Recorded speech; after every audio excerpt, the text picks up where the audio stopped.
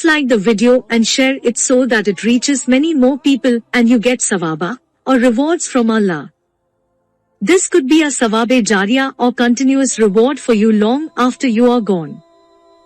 Volume 8, Book 82, number 816. Narrated by Ibn Abbas. Umar said, I am afraid that after a long time has passed, people may say, we do not find the verses of the Rajam, stoning to death, in the Holy Book, and consequently they may go astray by leaving an obligation that Allah has revealed. Lo, I confirm that the penalty of Rajam be inflicted on him who commits illegal sexual intercourse, if he is already married and the crime is proved by witnesses or pregnancy or confession.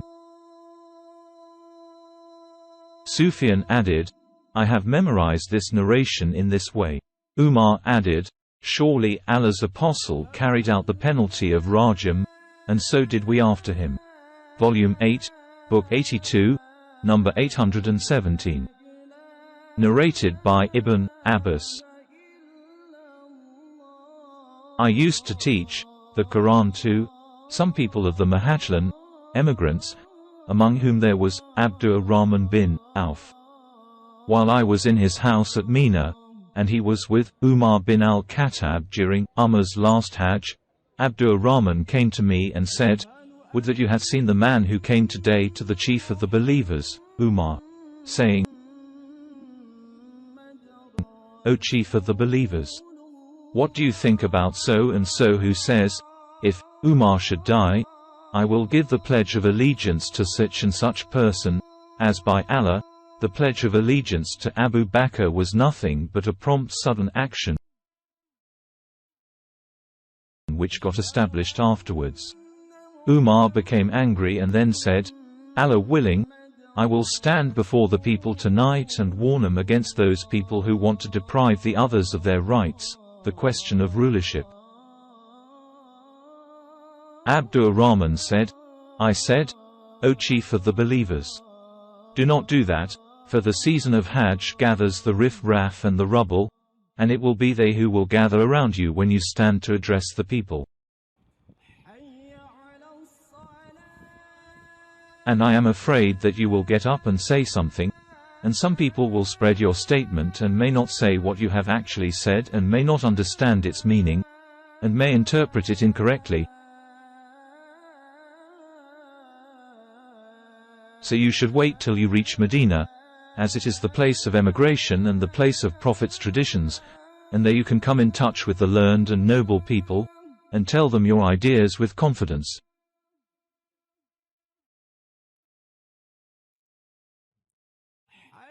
And the learned people will understand your statement and put it in its proper place. On that, Umar said, by Allah, Allah willing, I will do this in the first speech I will deliver before the people in Medina. Ibn Abbas added, we reached Medina by the end of the month of Dhul Hijjah, and when it was Friday, we went quickly to the mosque, as soon as the sun had declined, and I saw Sa'id bin Zaid bin Amr bin Nufail sitting at the corner of the pulpit, and I too sat close to him so that my knee was touching his knee, and after a short while, Umar bin al-Khattab came out, and when I saw him coming towards us, I said to Said bin Zaid bin Amr bin Nufail, today, Umar will say such a thing as he has never said since he was chosen as caliph. Said denied my statement with astonishment and said, what thing do you expect, Umar, to say the like of which he has never said before? In the meantime, Umar sat on the pulpit, and when the call makers for the prayer had finished their call, Umar stood up, and having glorified and praised Allah as he deserved, he said, now then, I am going to tell you something which Allah has written for me to say. I do not know. Perhaps it portends my death, so whoever understands and remembers it, must narrate it to the others wherever his mount takes him. But if somebody is afraid that he does not understand it, then it is unlawful for him to tell lies about me. Allah sent Muhammad with the truth and revealed the holy book to him, and among what Allah revealed was the verse of the Rajam, the stoning of married person, male and female, who commits illegal sexual intercourse, and we did recite this verse and understood and memorized it. Allah's apostle did carry out the punishment of stoning, and so did we after him. I am afraid that after a long time has passed, somebody will say, by Allah, we do not find the verse of the Rajam in Allah's book, and thus they will go astray by leaving an obligation which Allah has revealed. And the punishment of the Rajam is to be inflicted to any married person, male and female, who commits illegal sexual intercourse, if the required evidence is available or there is conception or confession. And then we used to recite among the verses in Allah's book, O people, do not claim to be the offspring of other than your fathers, as it is disbelief, unthankfulness, on your part that you claim to be the offspring of other than your real father. Then Allah's apostle said, do not praise me excessively as Jesus, son of Mary, was praised, but call me Allah's slave and his apostles. O people, I have been informed that a speaker amongst you says, by Allah, if Umar should die, I will give the pledge of allegiance to such and such person. One should not deceive oneself by saying that the pledge of allegiance given to Abu Bakr was given suddenly and it was successful. No doubt, it was like that, but Allah saved the people from its evil, and there is none among you who has the qualities of Abu Bakr. Remember that whoever gives the pledge of allegiance to anybody among you without consulting the other Muslims, neither that person nor the person to whom the pledge of allegiance was given are to be supported, lest they both should be killed. And no doubt after the death of the Prophet we were informed that the Ansar disagreed with us and gathered in the shed of Bani Sada. Ali and Zubair and whoever was with them opposed us, while the emigrants gathered with Abu Bakr.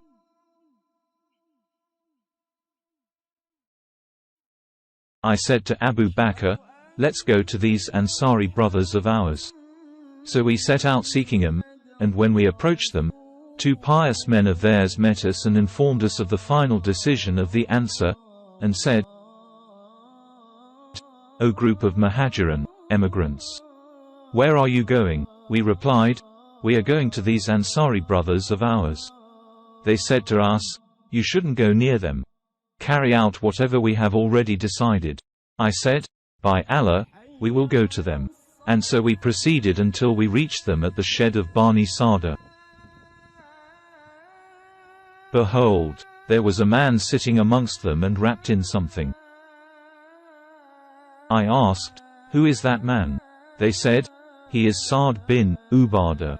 I asked, what is wrong with him? They said, he is sick. After we sat for a while, the Ansar speaker said, none has the right to be worshipped but Allah, and praising Allah as he deserved, he added, to proceed, we are Allah's Ansar, helpers, and the majority of the Muslim army, while you, the emigrants, are a small group, and some people among you came with the intention of preventing us from practicing this matter of caliphate, and depriving us of it. When the speaker had finished, I intended to speak as I had prepared a speech which I liked and which I wanted to deliver in the presence of Abu Bakr.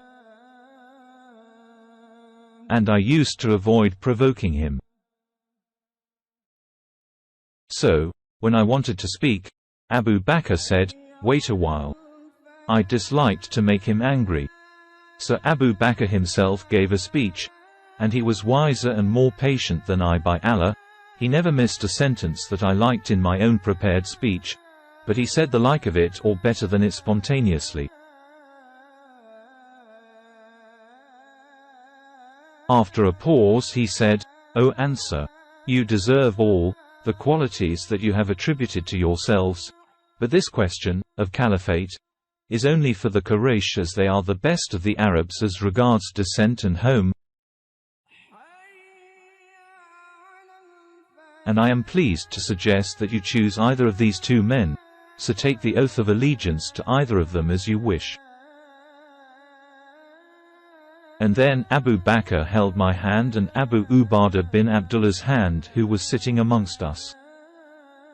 I hated nothing of what he had said except that proposal, for by Allah, I would rather have my neck chopped off as expiator for a sin than become the ruler of a nation, one of whose members is Abu Bakr, unless at the time of my death my own self suggests something I don't feel at present.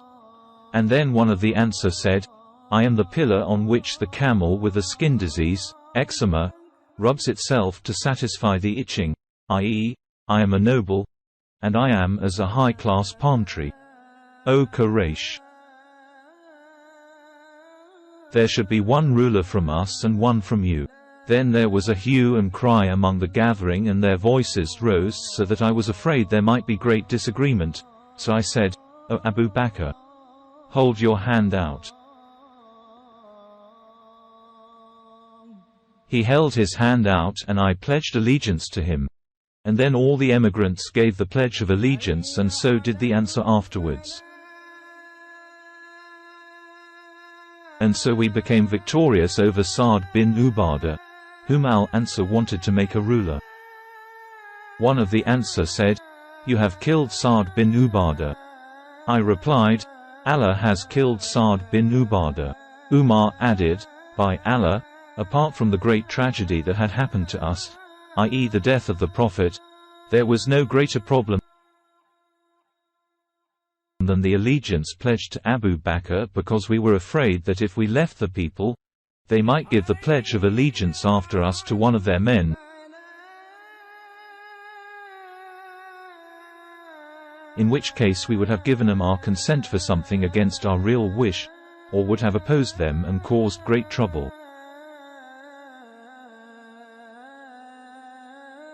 So if any person gives the pledge of allegiance to somebody, to become a caliph, without consulting the other Muslims, then the one he has selected should not be granted allegiance, lest both of them should be killed.